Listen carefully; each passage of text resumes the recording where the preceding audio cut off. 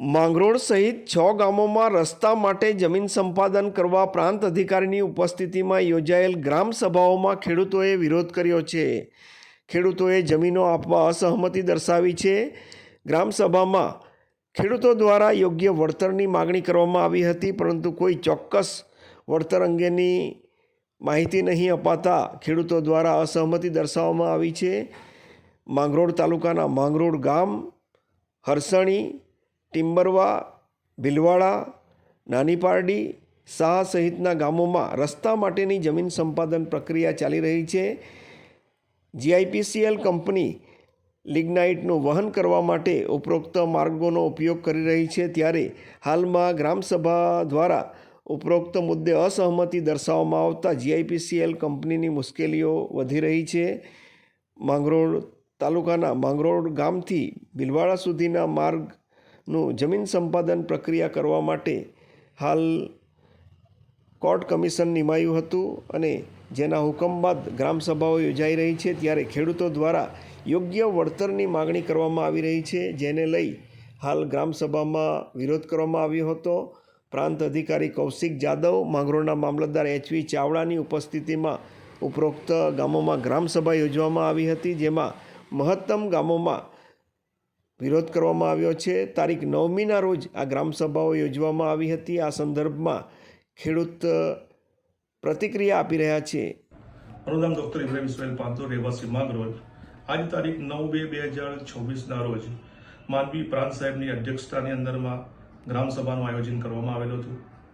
અને આ ગ્રામસભા, કારણ કે આપણો જે એરિયો જે છે, આ વિસ્તાર જે છે, માંગરોળ તાલુકા શિડ્યુલ 5, શિડ્યુલ 6માં આવે છે અને પેસા એક્ટ કાનૂન લાગુ છે. એટલે આ વિસ્તારમાં કોઈ પણ પ્રકારનું સંપાદન કરવું હોય તો ગ્રામસભાની પૂર્વ પરવાનગી લેવાની હોય છે. જેના માટે રોજ રસ્તાનું સંપાદન કરવાનું હતું, એના માટે આ ગ્રામસભાનું આયોજન કરવામાં આવેલું હતું. અને આ રોડ રસ્તાના સંપાદનથી મુખ્યત્વે ફાયદો GIPCL કંપનીને થવાનો હતો, કારણ કે લિગ્નાઇટનું જે વહન જે છે એ આ રોડ મારફતે જ કરવાનું હતું.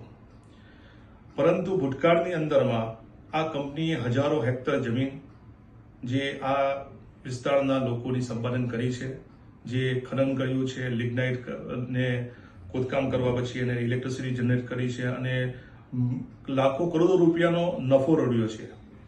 અને જે CRS ફંડ હોય, જે 5% જે કંપનીના પ્રોફિટની અંદરમાંથી જે વિસ્તારના અફેક્ટેડ એરિયા જે છે એ વિસ્તારના લોકોને એના વિકાસ માટે વાપરવાનું હોય છે, જે પ્રોપર રીતથી વાપરવામાં આવેલ નથી.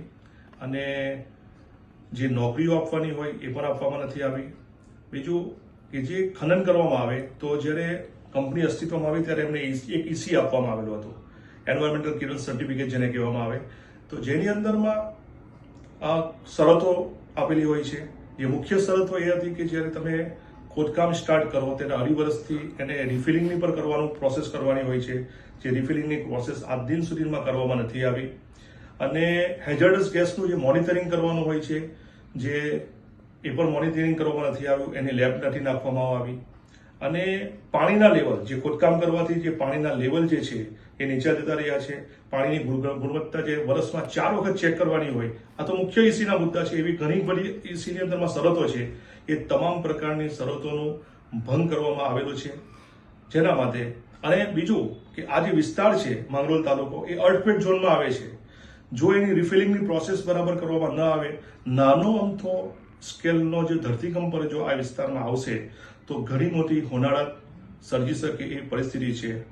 જેના માટે ગામના તમામ લોકોએ, દરેક ગામોએ સંપાદનની તમામ પ્રક્રિયાનો વિરોધ નોંધાવેલો છે અને સર્વાનુમતે આ સંપાદનની પ્રક્રિયા તત્કાલ ધોરણે અટકાવવામાં આવે એની લાગણી અને માંગણી કરવામાં આવેલ છે. અને પ્રાંત સાહેબને અગાઉ પણ ભૂતકાળમાં પણ જેટલી પણ લાસ્ટ 2-3 વર્ષની અંદરમાં ગ્રામસભાઓ થઈ છે, જેમાં ECનું પાલન કરવા માટે વારંવાર કહેવામાં આવેલ છે, પણ હજુ સુધી એના પર અમલ કરવામાં આવેલ નથી. તો એવું ન બને, આપણે એવી આશા રાખીએ કે કોઈ હોનારત ન થાય, પણ જો હોનારત થશે તો એનું જવાબદાર વહીવટીતંત્ર પણ રહેશે અને વહીવટીતંત્ર આના પર ધ્યાન આપે એવી અમારા લોકોની લાગણીને માંગણી છે.